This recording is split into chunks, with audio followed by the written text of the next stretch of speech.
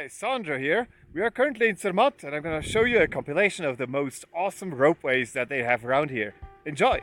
In this video we'll be looking at an old gondola, a more recent gondola, a brand new gondola, a really weird gondola, a gondola construction site, a gondola chairlift combination, a recent chairlift, a chairlift that sits on a glacier, an old chairlift, a completely ancient chairlift, and an even older platter lift. We'll be enjoying shifting counterweights, flipping snapping clamps, majestically gliding giants, and rattling mechanics.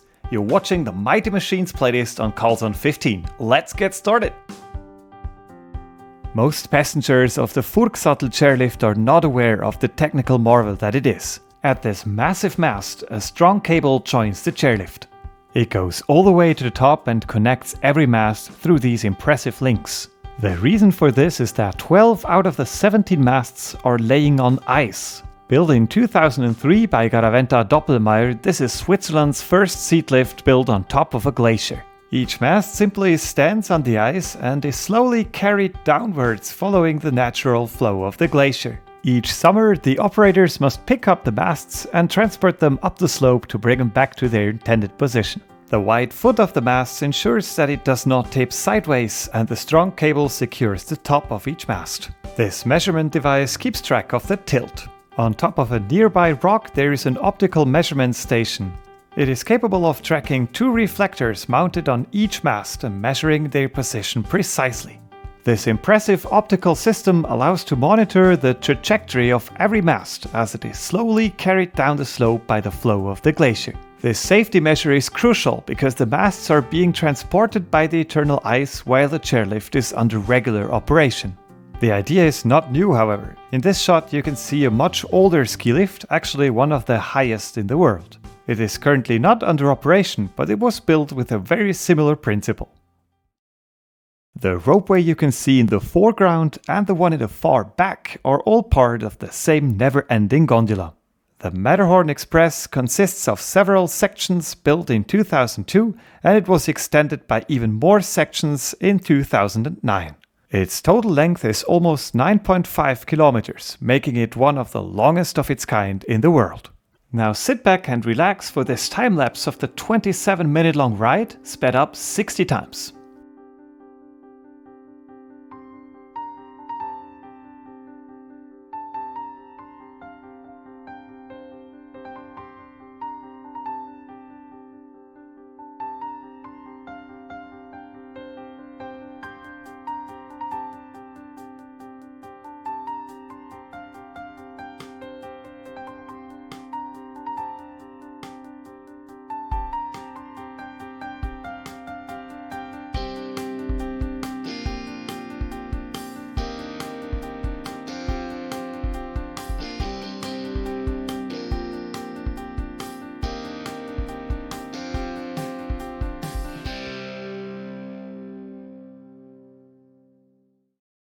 The next ropeway on our list is of splendid beauty. This super modern combination of a gondola and a large cabin cable car is called a 3S or Dreiseil-Umlaufbahn in German. This translates to something like triple rope ropeway with endless loop, and this one is the highest in the world. Built in 2018 by Leitner, this gigantic project cost 60 million Swiss francs. That's about the same amount in US dollars. Even though the mechanics look exposed and fairly simple at first sight, with a closer look I have to say I cannot quite figure out what's going on where. I guess we'll just have to enjoy this beautiful show, along with this amazing building that combines several architectural traits. Check out the walls, they are made out of solar panels. The ropeway has 25 cabins and each of them gives space to 28 people.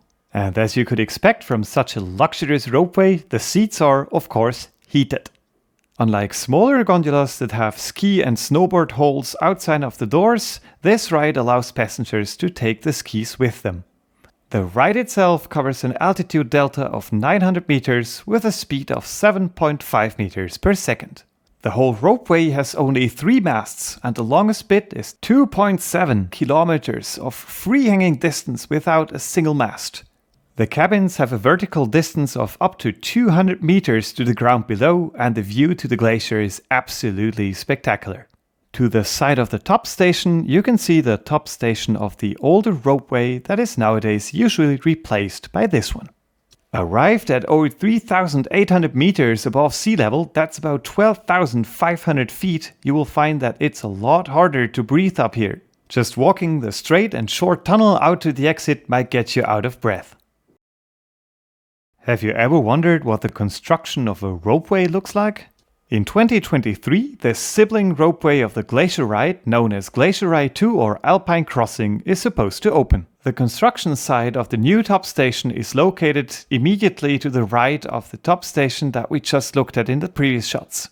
Could you imagine what it would be like to work at a construction site which altitude is higher than the top peaks of most countries? The weather and oxygen conditions are so extreme that it's hard to use helicopters up here. Instead, a more simple ropeway is built first, and it is that ropeway that brings up the material required to build the top station. Here you can see it pick up and transport down a cabin that is used for the construction crew. When I was filming this, the wind was so strong that I could barely hold the camera or even breathe. Next, let's have a look at this beautiful old gondola ropeway built by Leitner in 1986.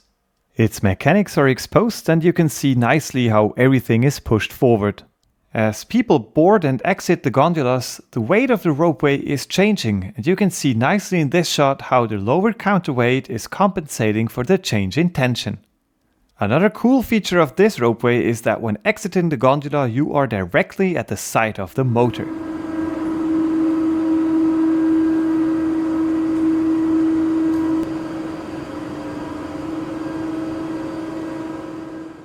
Next up, there's a very special lift that is both a chairlift and a gondola. This combination was built in 2005 by garaventa-doppelmayr and allows you to choose, depending on where you enter it, what kind of vehicle you would like to board. If you'd rather not take off your skis or snowboard, you can choose a chair. If you're on foot or feeling cold, then you can choose to board a closed gondola instead.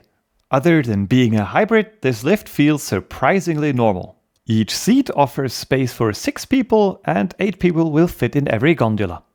On the top station, the passengers who chose to take the gondola will be delivered to a small platform, while the people who chose their vehicle to be a seat will arrive directly on snow. Our next candidate is probably best announced with a little trick question. How many chairlifts do you see in this shot? Well, turns out there's only a single one. The so-called Findelbahn has an intermediate station on the bottom, but it has 2 top stations. On a ski day, you would typically board this chairlift on the middle station. Depending on which side you choose to board, the chairlift would bring you up either one or the other side of the mountain. Here is a time-lapse sped up 4 times that illustrates the itinerary of each chair. The little detour is made so that people can board it more easily. This rare and fun construction was realized in 2007 by Leitner Ropeways. As people usually don't use seat lifts to travel down, boarding the lift is not much different than any other. However, once you are on the way, you will find that there are a few peculiarities. Going up the one side, you will find yourself at mast 20 very quickly. Going up the other side and looking at the numbers on the masts, you might get confused because they are actually decreasing instead of increasing. And if that wasn't awesome enough on itself, the constructors also decided to put the top station in a tunnel, and that tunnel is located under the hybrid lift that we looked at before. And even though it might be cumbersome to have to put the snow inside the building so that people can ski off, I think it's still a pretty cool idea to build a lift like this. I just gotta admit it, and you've probably felt it, I'm a guy who is more into more mature ski lifts. So this chairlift is just perfect. It's called Patrullarve and it was built in 1989 by Garaventa. That is 13 years before that company fusioned with Doppelmayr. Back in the day, the Garaventa logo was perfectly accurate. The simplicity and visibility of this lift just fascinates me every time I take it. The ride is a bit bumpy and there's only space for 4 people per seat. Of course, luxuries like bubbles or even heated seats were not a topic back in the day. Yet the view is as good as always and the speed is quite alright, as this is a detachable seat lift, just like its newer siblings. The work of accelerating and decelerating chairs is done by tires. For the rest of the transport, this belt with little black teeth takes over. The design is actually quite similar to the Gondelbahn Fluschen, however this ropeway was built 6 years earlier. I find it really cool how the belt takes over the chair. Sometimes it just matches up, but sometimes it does not, and in that case it clicks into place. Really satisfying. In very heavy snowfall, this brush cleans off the contact surface of the chairs for the tires. The clocking of the chairs takes place on the bottom station. The belt here only has sporadic teeth defining the pace of the seats. The system is designed so that the seat is coming in just a tick late. The belt is however a little faster and it will steal the seat from the tires, clocking it just at the right distance from the other seats.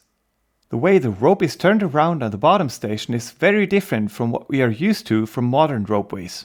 Still, the mechanics of the lower station are powered directly from the rope over this transmission. The rope is however redirected to a lower floor to turn around, come back up and be horizontalized again. The wheel that does the turnaround is directly attached to the counterweight, so we have no hydraulics here, just gravity. Now let's go back to what feels like a century ago. This chairlift is not detachable, so unless they slow it down for you, it will slam into your legs and still you will be very slow throughout the entire itinerary.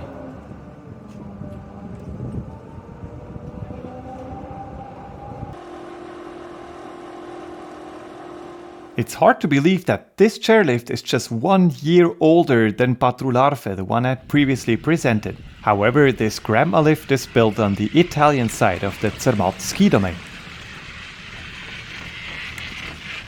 This is probably as nostalgic as a chairlift can get. Unsurprisingly, the top station is also super minimalistic, but I find it quite charming. But wait, we can go even more nostalgic. This is Gran Sometta, an old platter lift from 1982. This is the last chance to film it since it will be retired this summer in 2022 and replaced by a chairlift holding 6 people. A platter lift works very much like a T-bar lift, except that it can only hold 1 person per platter. Also, they are usually quite unpopular with snowboarders because they are uncomfortable for them. At the top of the lift, people simply let go of the platter and will be retracted, smacking the ground several times in the process. While these lifts certainly have a lot of nostalgia about them, I have to say, honestly, I'm actually quite happy I don't have to go in for the long wait every time I want to take a slope. Back on the Swiss side, I have a little curiosity for you. What is this? Is this an elevator? Is it a gondola? Is it a summer slide? I can't really decide, and it's not even on a plan. I think I'd go for elevator since people are using it in the exact same way as they would an elevator. Pretty cool, this little toy though. And now to change topic a bit, here is a comparison of how to get on chairlifts of different eras.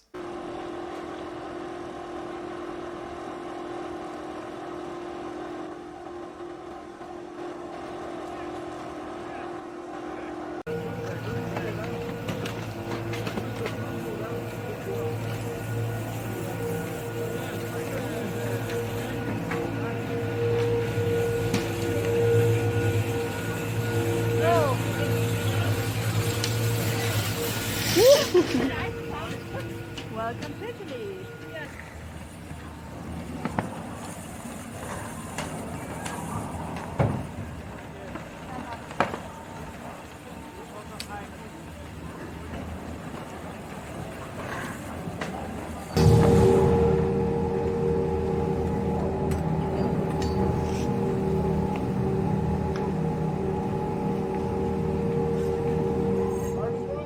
Also, let us compare clamps from different manufacturers and eras. We will start with the non-detachable clamp from the grandma lift. It's fairly obvious to see, the clamp just holds on to the rope. The next clamp is from the Matterhorn Express, built by garaventa-doppelmayr, started in 2002. Note how the clamp remains open when it is not attached to the rope.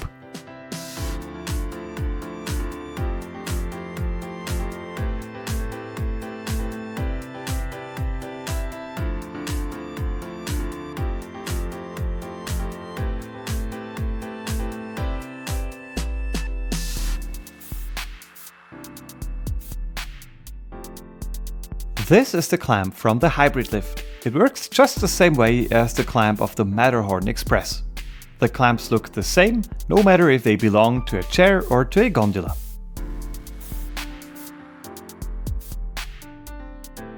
This is the clamp from the Findelbahn built by Leitner. It's quite different from garaventa-doppelmayr clamps because it is only actuated at the point of coupling or decoupling. It does not remain open while traveling.